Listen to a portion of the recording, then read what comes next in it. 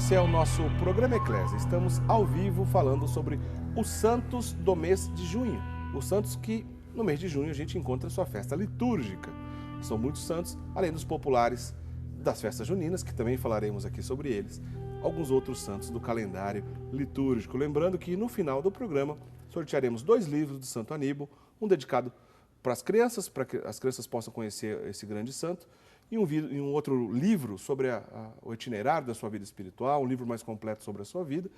E o Padre Guido trouxe aqui para a gente também, para a gente doar a algum telespectador, essa relíquia, né? Um pedacinho de uma roupa sacerdotal do Santo Aníbal Maria de França, nessa medalhinha que está aí à frente e o verso dela para a gente conhecer. É justamente sobre esse santo que a gente vai começar já no segundo bloco, porque esse santo tem tudo a ver com o Padre Guido, que é o fundador dos rogacionistas, a congregação a qual o senhor pertence. O senhor entrou muito cedo, né? 12 aninhos o senhor entrou no seminário, né? 10 aninhos, 10 anos. Quer dizer, desde criança que o senhor ouve falar sobre Santo Aníbal, que na época ainda não era santo, quando o senhor entrou no seminário, né? Não, era considerado como servo de Deus, mas já estava correndo o processo que terminou com a grande alegria, com a canonização dele, acontecida pela autoridade, pela voz do saudoso, grande e santo Papa João Paulo II, né? Aí a gente está com uma foto, essa foto mesmo, não é pintura, né, Padre Guido? Esta é uma fotografia bem interessante, um pormenor.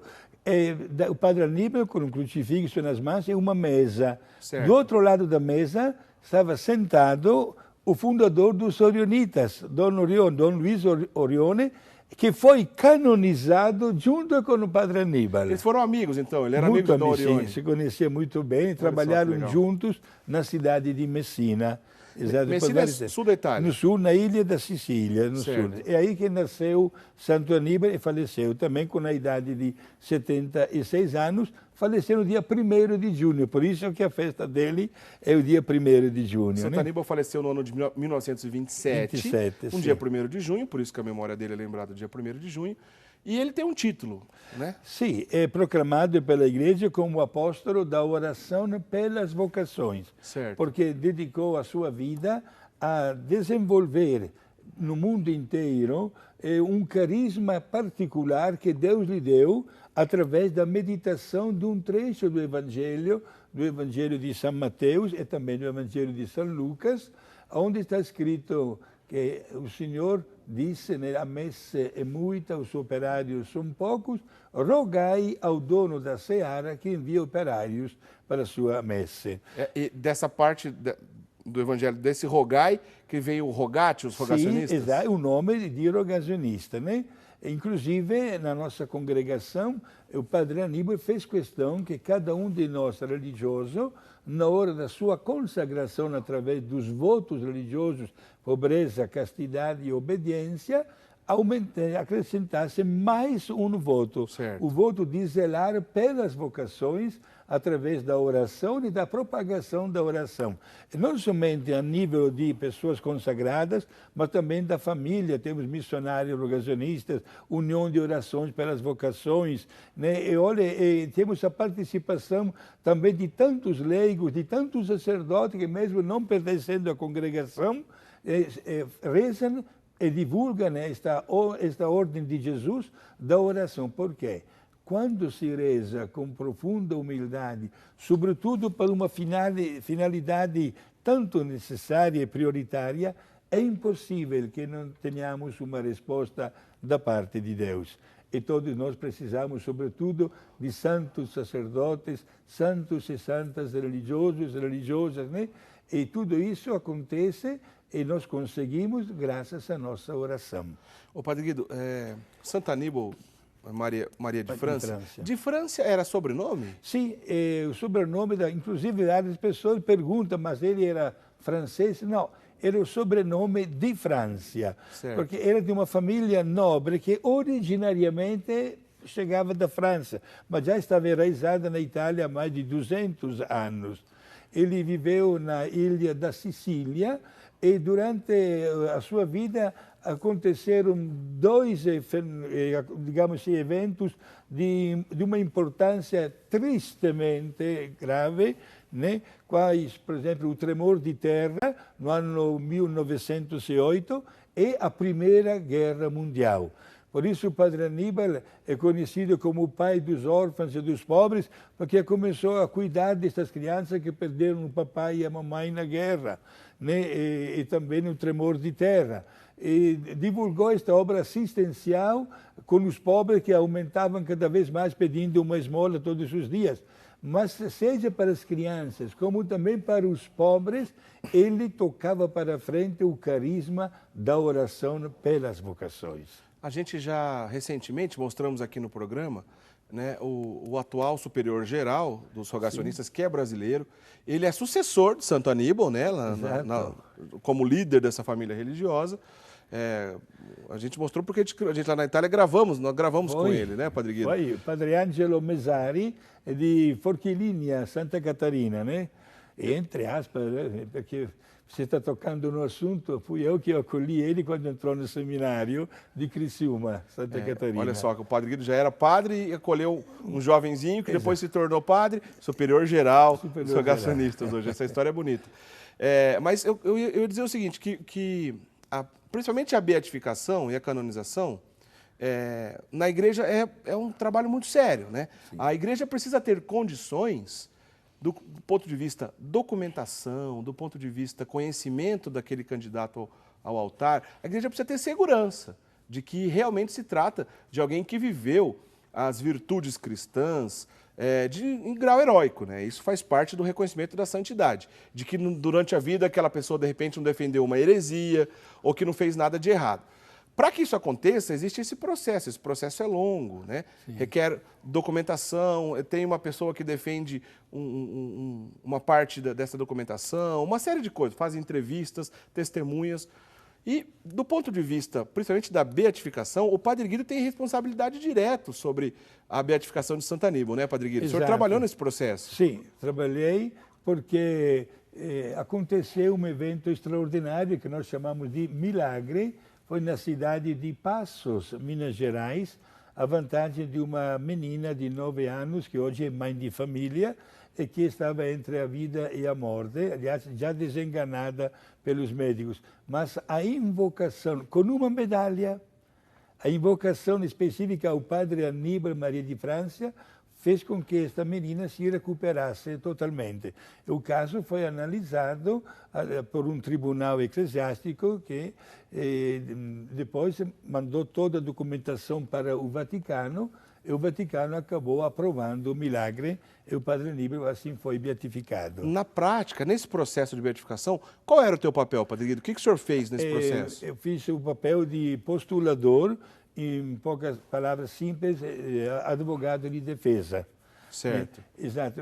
É aquele que está defendendo que aquele candidato merece ser canonizado ou merece ser beatificado. Exato. É uma tarefa muito bela, delicada, digamos assim, mas é um trabalho muito gratificante, sobretudo porque se acredita plenamente que, a um certo ponto, a medicina, a ciência levanta os braços porque não sabe como explicar a cura de uma pessoa, mas, ao mesmo tempo, aquelas pessoas que fizeram orações específicas mostram que o caminho da fé prevaleceu. Que honra, né? A gente está diante de um capítulo da história da igreja, na qual o Padre Guido fez parte da beatificação desse hoje grande santo da igreja, Santo Aníbal Maria de França, fundador dos rogacionistas. É bonita essa história. A gente já contou aqui, mas a gente certamente volta nesse assunto em outros momentos.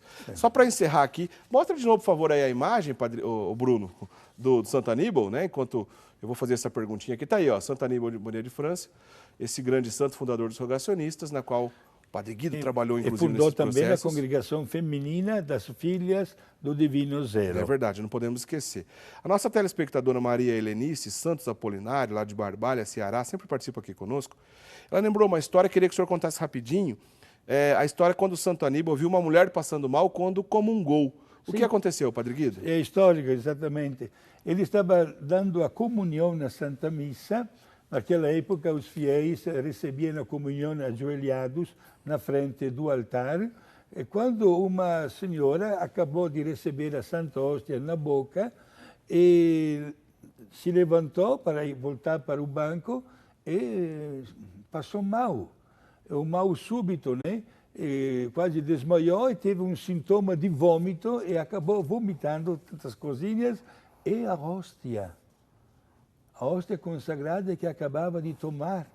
Padre Aníbal, quando viu isso, colocou a âmbula com as hóstias no altar, foi lá no chão onde estava a hóstia que tinha sido vomitada e com a língua no chão ele engoliu a hóstia.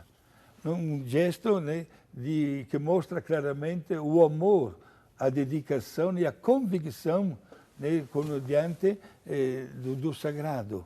Um gesto que até hoje tem uma repercussão. Não sei quem de nós teria coragem de fazer isso, né? Certamente causou repulsa nas pessoas que ali estavam. Exato. Não estaria errado, por exemplo, se ele tomasse as devidas providências, porque tem uma regra quando isso acontece, né? Descartar, por exemplo, da terra, assim como os outros objetos sagrados são lavados, porém, por amor a Jesus, ele acabou tendo essa atitude. Belíssimo, né? Belíssimo isso.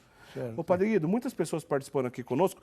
Vamos falar do próximo. Tem muito santo para a gente falar. Sim. Santo Aníbal, a gente não pode esquecer aqui, hein? Para conhecer mais a história, 2 livros vamos sortear no final do programa, além de uma medalha com a relíquia de Santo Aníbal. Também 3 grandes brindes aqui que o Padre Guido trouxe para a gente. Olha, quem vai levar será para casa a relíquia de Santo Aníbal, hein? Na sequência, a gente vai falar só do próximo santo na lista. Eu quero só agradecer várias participações aqui, como a Luzia da Silva Trombini de Mogi Guaçu, a Salete Trevisan Testolin, que sempre manda aqui pra gente, já tá aqui o seu recadinho, Salete. O Roberto Rezec Anderi. O senhor Roberto, semana que vem vamos sortear o livro que o senhor trouxe aqui pra gente. Na semana que vem a gente vai sortear um livro que nós ganhamos aqui do senhor Roberto. O senhor Roberto tá lembrando aqui do meu aniversário, que foi no último sábado. Eu agradeço, viu, senhor Roberto? Aliás, outros telespectadores aqui também estão... eu recebi muitas mensagens, principalmente nas redes sociais, porque no último sábado eu fiz aniversário. No dia 12 foi da minha esposa, até comentei, até brinquei aqui. No dia 12 foi o aniversário dela, os telespectadores estão lembrando. Um abraço para o senhor Roberto. O senhor Roberto fez uma pergunta aqui, se nos últimos 200 anos bastante pessoas foram canonizadas pertencentes às ordens religiosas. Sim, é comum, né, Padre Guido? Sim. Muitas pessoas dessas ordens religiosas chegam aos altares, né? Perfeito. É grande prestígio de todas as congregações ver os seus fundadores e fundadoras canonizados, como também seus membros. Inclusive até na nossa congregação dos padres organizacionistas já temos alguns processos em andamento de religiosos que, como eu, né, que se comportaram como verdadeiros santos e estamos fazendo agora um processo para chegar até a zona dos altares. Legal, Padre Guido. O Paulo Vitor mandou mensagem aqui para a gente também, o Tiago Antônio de Valinhos, o Altair Doronca sempre participa conosco, está lembrando, inclusive, que recentemente foi canonizado mais um santo polonês, né? Que é o Stanislau de Jesus Maria, com um sobrenome difícil polonês de a gente pronunciar, que é fundador dos padres da Congregação dos Marianos, Congregação dos Marianos. Recentemente, realmente, o Papa Francisco canonizou mais um santo polonês. Aliás, o assunto Polônia, não perca nos próximos programas. Em breve vamos começar com a parte de Roma, daqui 2 semanas, na verdade, mostrando as basílicas de Roma, depois a gente entra no assunto Polônia. Muita coisa legal a gente está preparando para vocês. Padre Guido, vamos para o próximo santo aqui, senão não vai dar tempo. Na sequência, o senhor separou aqui para a gente comentar sobre Carlos Luanga e mais 20 companheiros, todos eles foram martirizados em Uganda. Sim. Quem são esses santos? Exato. São santos africanos que no ano 1885, temos a imagem deles, né? 1885, declararam ao imperador que queria um culto para ele, como se ele fosse um deus. Mas eles se apresentaram, eram todos jovens, né? Até o mais velho estava com 23 anos, dizendo que eram cristãos que acabavam de receber o santo batismo e que não teriam nunca adorado ao imperador. E o imperador mandou matar este grupo de 21 pessoas, né? Eram mártires que deram a sua vida, mandou queimar vivos. Queimar vivos. Queimar vivos. Inclusive, São Carlos Luanga é considerado o padroeiro da juventude africana. Foram canonizados pelo saudoso Papa, que hoje também é beato, Paulo VI. Olha só, quer dizer que no ano de 1885, lá em Uganda, o imperador da época queria que o culto religioso fosse prestado a ele mesmo. Sim. Pois é, isso aconteceu na história em diversas ocasiões, né? Sim, até no primeiro século era bastante comum, porque o imperador de Roma, por exemplo, queria um culto como Deus. Né? E temos, na história antiga, temos a mesma situação com os faraós do Egito. Os faraós, é verdade. Sim. Isso aconteceu então em 1885 com o imperador de Uganda. Carlos Luanga e mais 20 companheiros trabalhavam com o imperador, né, inclusive, Sim. né, Padre Guido? Serviam na corte. E foi aí que o imperador notou que este grupo se reunia de vez em quando durante o dia para fazer uma oração que tinha um comportamento um pouco diferente. Eu acabou sabendo que acabamos de receber o santo batismo. Portanto, iniciou a alimentar o ódio contra este grupo e em pouco tempo acabou até condenando à morte, uma morte muito violenta, gente queimados vivos. Outros santos que não são só do mês de junho, aconteceu isso principalmente no começo do Império Romano. Mais ou menos foi o que aconteceu, por exemplo, com São Sebastião. São Sebastião se converteu ao cristianismo, ao catolicismo, mas vivia desse cristianismo e catolicismo, mesmo servindo na corte do imperador da época, era cristão, ajudavam os cristãos que estavam presos, né? Então o imperador condenando vários cristãos à morte e de repente uma pessoa que estava trabalhando nessas condenações se tornou cristão e quando o imperador descobriu, mandou, todo mundo já sabe a história de São Sebastião, que ele fosse recebido a flechas, né? Recebeu várias flechas, não morreu sobre aquelas flechadas, e depois, quando o imperador descobriu que ele não morreu, aí mandou matar de vez. Mas, mais ou menos, em guardar as devidas proporções, é o que aconteceu com Carlos Luanga e seus companheiros, né? Perfeito. Os nossos amigos telespectadores de Brasília, capital federal, na cidade satélite de Guará 2, a paróquia Divino Espírito Santo, quando foi inaugurada aquela paróquia no 1987, o então cardeal de Brasília, Dom José Freire Falcão, deu de presente para ser colocado dentro do altar-mor as relíquias de São Carlos Luanga e seus companheiros mártires. Olha só, põe mais uma vez a imagem aí pra gente, Bruno. Então quer dizer que lá em Brasília, na paróquia, como é que chama a paróquia? Divino Espírito Santo, eu fui pároco lá quando foi inaugurado, e quando fomos pedir para o cardeal a relíquia dos mártires, porque é costume colocar as relíquias de mártires no altar, dentro do altar-mor de todas as paróquias do mundo, o cardeal deu para nós exatamente a relíquia de São Carlos Luanga e companheiros. Bacana. Sim. Bom, a gente tem muito santo para dizer aqui no mês de junho ainda, vamos adiantar aqui a fila, senão a gente não chega no final dessa história hoje. Vamos falar sobre o apóstolo do Brasil, que também a gente comemora nesse mês de junho. Quem é o apóstolo do Brasil, Padre Guido? São José de Anchieta, né? Muito conhecido e amado.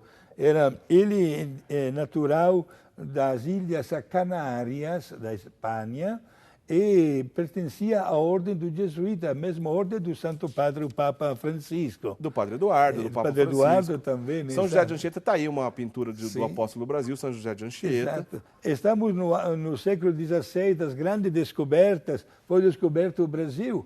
E o fundador da ordem do jesuíta, Inácio de Loyola, logo se preocupou em mandar missionários para o Brasil. E Anchieta não era ainda sacerdote, era um clérigo, inclusive não então quando ele veio no Brasil ele não era padre ainda? Não era ainda padre, exato. E ele até tinha uma constituição física fraca, era bastante doente. Certo. Mas o fundador, Inácio de Loyola, pediu até um grande sacrifício aos seus religiosos, porque diante do que falavam do Brasil, precisava de muitos religiosos. E chegou aqui sem conhecer nada da origem do Brasil, encontrou índios, e naquela época, entre aspas, eram 6 milhões de índios, certo, sobretudo da raça do Tupi. Certo. Certo? E ele acabou conhecendo o idioma e inculturalizando-se juntamente com a estrutura deste povo, e aceitando as suas tradições, catequizando e batizando. A um certo ponto, José de Anchieta achou por bem dar até uma instrução para esta gente. E na cidade de São Paulo, exatamente no dia 25 de janeiro do ano 1555, se não vou errado. 54, acho. 54, exato.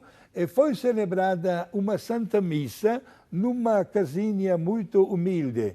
E para registrar na história, essendo que era o dia da conversão de São Paulo, eis que José de Anchieta disse: olha, vamos chamar este ambiente, este lugar de São Paulo, sem saber que era a origem da grande metrópole de hoje. Naquele momento estava nascendo a cidade de São Paulo, então, né? Lembrando que não foi Anchieta que celebrou essa missa, pois ele não era padre ainda nessa época, né? Padre. Só 3 anos depois, se não me engano, ele chegou ao sacerdócio. Exato, em 1557 se tornou padre em Salvador da Bahia, né? E ele permaneceu sempre no Brasil, deu a sua vida, e gente, o processo para ele chegar aos altares demorou muitos anos. Quem beatificou o beato Santo José de Anchieta foi o Papa João Paulo II, quando veio no Brasil a primeira vez, em 1980.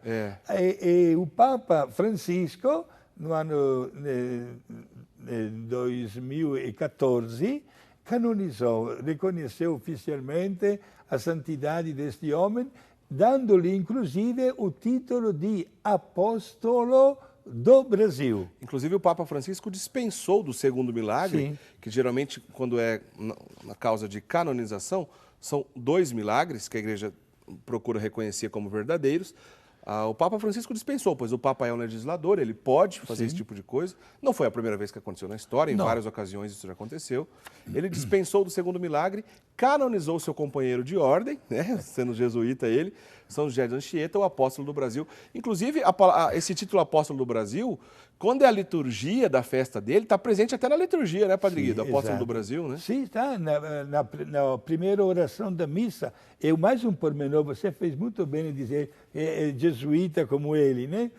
O Papa Francisco canonizou Santo Anchieta não na Basílica de São Pedro, mas na Basílica de Inácio de Loyola, em Roma. A igreja-mãe dos jesuítas, né, Padre? A igreja-mãe dos padres jesuítas, exato. Muito bem. A gente vai falar de outros santos jesuítas na sequência, mas rapidinho, já que entramos no assunto dos jesuítas aqui, São José de Anchieta, falamos aqui de Santo Inácio de Loyola, que é o fundador, aliás, é padroeiro dos retiros espirituais na igreja, pois desenvolveu seus exercícios espirituais. E a gente tem um material aqui no nosso portal, justamente no site dedicado ao EAD, Ensino à Distância, aqui da Rede Século XXI.